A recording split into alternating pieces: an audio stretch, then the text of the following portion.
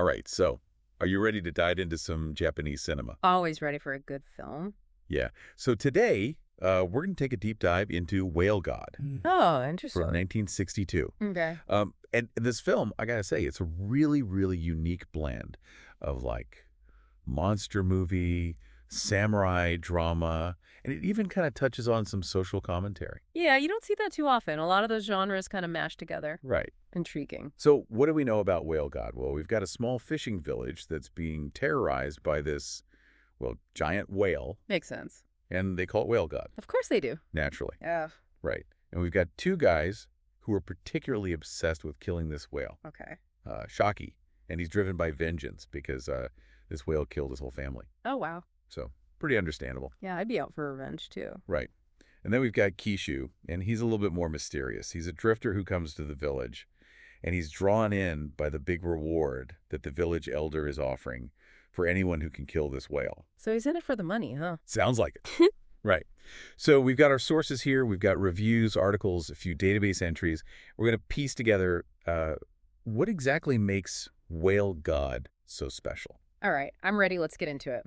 Okay, so first things first, I got to mention Moby Dick. Had to come up eventually. Right, because when you hear giant whale terrorizing people. It's the first thing you think of. Exactly. Yeah. But Whale God is not just a Japanese Moby Dick. It takes that idea of obsession, but then filters it through this very specific Japanese lens. And like I said before, we have two characters obsessed instead of just one. Ah, so they kind of split Captain Ahab in two. Exactly. It's brilliant. Now let's dig a little deeper into these characters. Shaki, like I said, he's lost everyone because of this whale. He wants revenge. But what's interesting is he doesn't care about the village elder's money, doesn't care about the village elder's daughter. He's purely focused on this whale. So it's not about the typical rewards you see in these stories. It's something deeper. Right, like it's his destiny, this burden he has to carry. And I think that's where the whole samurai spirit thing comes in, you know, the duty, the honor, and even a strange kind of respect for your enemy, even if your enemy is a massive whale. Yeah, that's so interesting. Like, he's locked in this battle with this creature, and it's almost like he has to respect its power to defeat it. Exactly. Now, Kishu, on the other hand, he's, well, he's got a darker side. Oh. He actually ends up raping Shaki's girlfriend, Ei. Woo! Okay. Didn't see that coming. Yeah, it's heavy stuff. But, and this is what's crazy, later on, his character totally transforms. He kind of goes through this redemption arc. Huh. So he's not just a one-dimensional villain. Not at all. And his redemption comes through sacrifice, which, if you think about it, is completely different from Moby Dick, where the obsessed captain leads everyone to their deaths. Whale God flips that whole idea on its head. So it's saying even someone who does terrible things can find a way to redeem themselves. It seems that way. It's really playing with those classic tropes and giving them a totally different spin. Of course, we've got to talk about the actors who bring these characters to life. We've got Hongo Kochiro playing Shaki Okay. and Katsu Shintaro as Kishu. Both of these actors have a long history in Japanese cinema, but Katsu Shintaro is particularly interesting. How so? Well, you might know him from the Zatoichi films, where he plays this blind swordsman, Oh, yeah, Sanoichi, right. a character known for kindness and compassion. Yeah, he was always helping people. Exactly. And then to see him play Kishu, who's capable of such brutality, is pretty amazing. It really shows his range. Wow. Yeah, that's quite a contrast. Right. Okay, so we've got these amazing actors, these complex characters, but what about the look of the film? How does it contribute to the story? Well, it's shot in black and white, which immediately sets a certain mood. Yeah, it's dark, gloomy, almost like the cinematography is reflecting the inner turmoil of these characters and this whole epic battle against the whale. Absolutely. And the sources mention that they actually used a life-size model of the whale for the special effects, along with miniatures, just like they did in the 1956 Moby Dick. Oh, wow. I Yeah. didn't know that. And they even used animated seagulls to foreshadow the whale's arrival. Those little details really add to the atmosphere. Oh, for sure. It's like everything in the film is working together to create this sense of dread and anticipation. Right. And we can't forget about the music. The score. Yeah. It's by Akira Ifukube, and you might recognize his name because he also scored the original Godzilla. Oh, wow, really? Yeah. So we're talking about a legendary composer here. Exactly. And in Whale God, the music does this incredible job of elevating the whale to this almost godlike apocalyptic presence. It's really powerful stuff. So we've got compelling characters, stunning visuals, and epic music. Sounds like they pulled out all the stops. They did, but Whale God doesn't stop there. It also plays with the storytelling itself. Hmm. The editing is a bit unconventional, even a little confusing at times. Oh, really? Yeah, there's actually a misplaced shot during the climax, and some scenes from the trailer are missing in the final film. Huh. Interesting. It's almost like they're deliberately trying to make the viewer work a little harder. Yeah, it's not a film that spoon-feeds you information. It wants you to think, to question, to feel. Hmm. It creates this cryptic, moody atmosphere. I like that. It sounds like a film that stays with you long after you've seen it. Definitely. And speaking of things that stay with you, there's this one character, Toyo, the village elder's daughter, who is really fascinating. What's so fascinating about her? Well, she represents this clash between traditional and modern values, which was a huge issue in Meiji-era Japan. She doesn't want to be a prize for whoever kills the whale, but she's still stuck in this world where her father's authority dictates her life. So she's caught between these two worlds, trying to figure out where she belongs. Exactly. And then there's this scene where she swims around Shaki, almost like a mermaid. It's so brief, but so visually striking and open to interpretation. It sounds like Whale God is full of these little moments that make you think and wonder.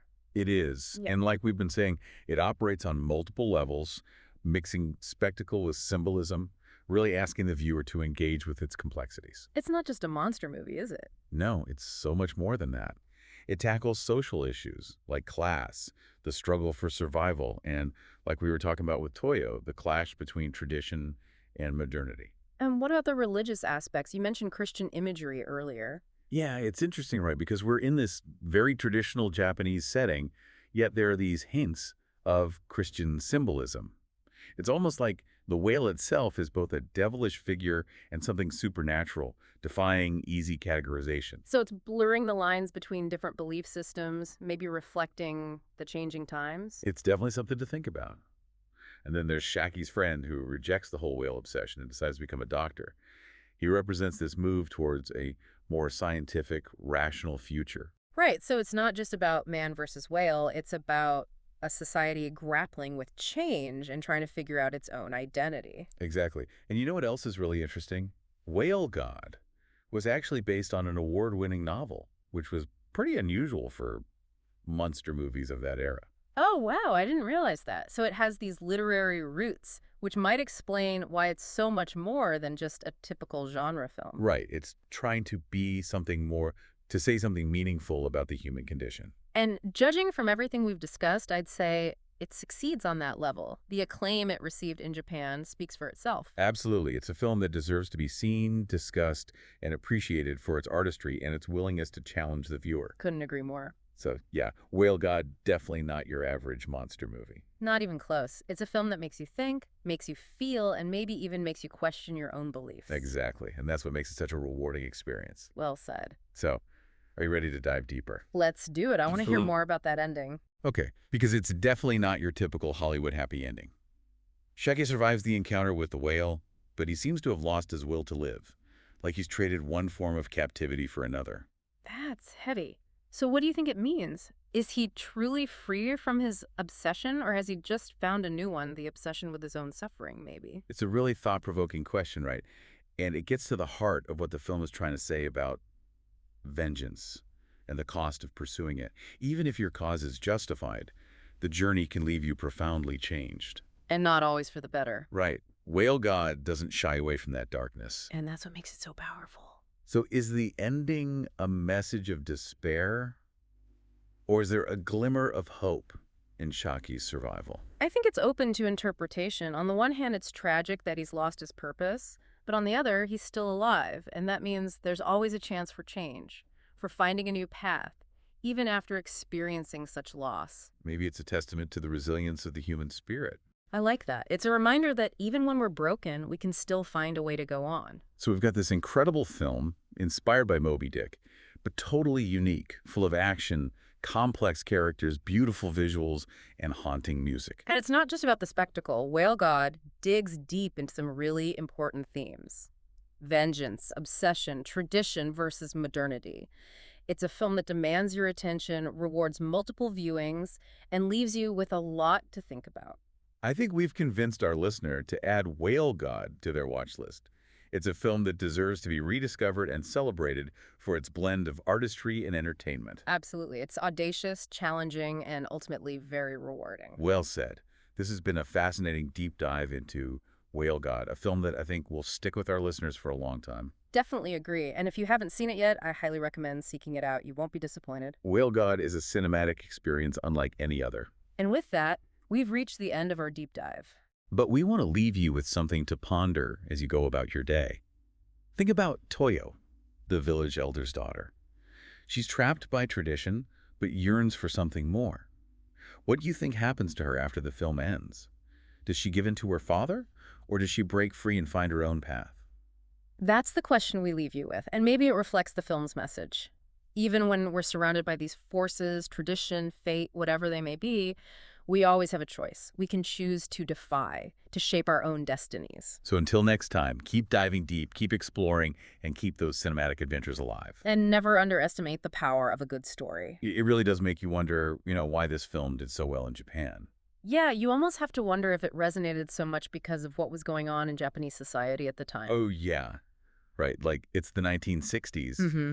Japan is still dealing with the aftermath of World War II. Right. Modernizing like crazy.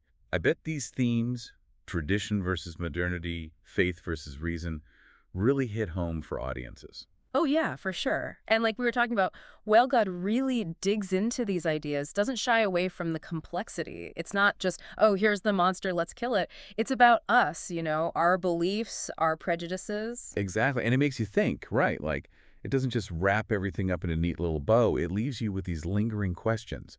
Like, okay, what happens next? What about obsession, fate, redemption? Speaking of lingering questions, we got to talk about that ending. Oh, yeah, definitely. Not exactly a Hollywood happy ending, is it? Not at all. Shaki, he survives the whale god, Mm-hmm. but it's almost like he's lost the will to live. Like he's traded one prison for another. It's such a powerful image, right? Like you achieve your goal, you're free from this creature, but at what cost? Yeah, you're left wondering, is he really free from the obsession? Or has it morphed into something else? Like, is he now obsessed with his own suffering? It makes you think about the consequences of revenge. Even if it's justified, it can still leave these deep scars. It really highlights the ripple effects of our actions. Yeah. Like, what we do impacts not just us, but also everyone around us. And that's something Whale God explores really well. It's not just about good versus evil. It's about the gray areas, the choices we make and how they shape our lives. Yeah, and it doesn't shy away from the darkness, the pain that can come from those choices. Right. It acknowledges that. But I think there's also a glimmer of hope in there, too. Oh, yeah. How so? Well, even though Shaki is broken, he's still alive. There's still the possibility of change, of finding a new purpose. Maybe it's a long shot, but it's still there. It's like even after going through hell, there's still a chance for healing, for growth. Exactly. It's a reminder that even when we're at our lowest, the human spirit can still find a way to endure. Okay, so to sum it all up, we've got this incredible film, Whale God. It takes inspiration from Moby Dick, but it spins it into this wholly original and very Japanese story. Right. It's got action. It's got these complex characters. The visuals are stunning. And the music, oh man, that music. And it's not just about the spectacle, right? Whale God dives deep into these profound themes. Vengeance, obsession, the struggle between old and new ways of thinking. Exactly. It's a film that grabs you, makes you think, makes you feel, and definitely stays with you long after the credits roll. If you haven't seen Whale God yet, I think we've given you plenty of reasons to add it to your list. Definitely. It's a film that deserves to be rediscovered, talked about, really appreciated for its artistry and its boldness. Absolutely. It challenges the viewer, pushes you to think outside the box. And isn't that what great art is supposed to do? Well said.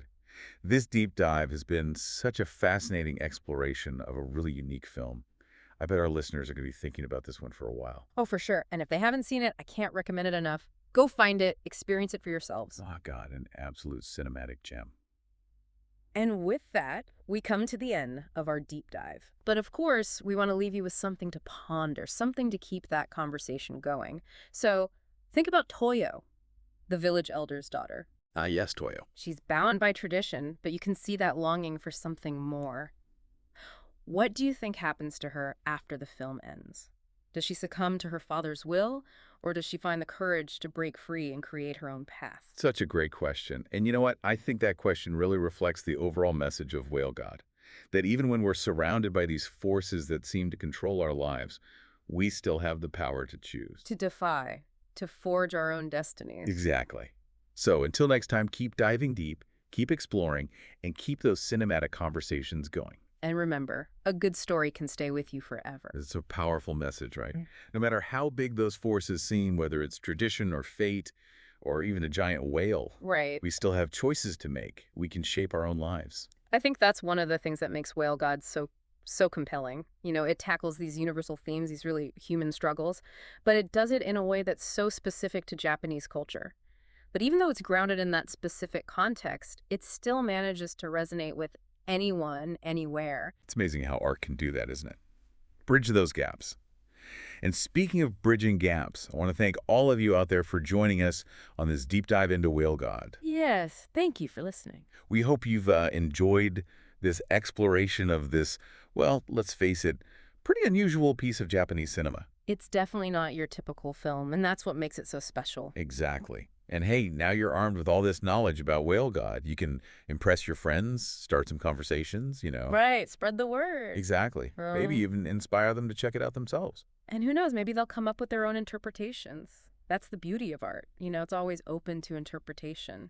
So as you watch Whale God, don't be afraid to think for yourselves, draw your own conclusions. Yes, that's what we're all about here, right? Yeah. Thinking, exploring, keeping those cinematic adventures alive. Absolutely. So until our next deep dive, keep those questions coming Keep learning. and keep watching those great films.